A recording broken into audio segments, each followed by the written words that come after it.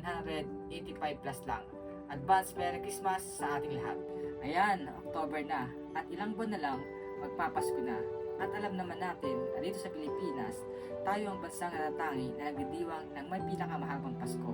Ramdam naman natin yan, lalo na pagdating pa lang ng Bermas. Marami na tayong maririnig ng mga maskong awitin. At ang isa sa mga pinaghahanda natin tuwing magpapasko, yung parol.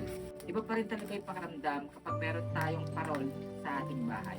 Alam niyo ba mga lods, itong parol na ating nabili ay 185 plus lang. Meron ka na umiilaw na parol.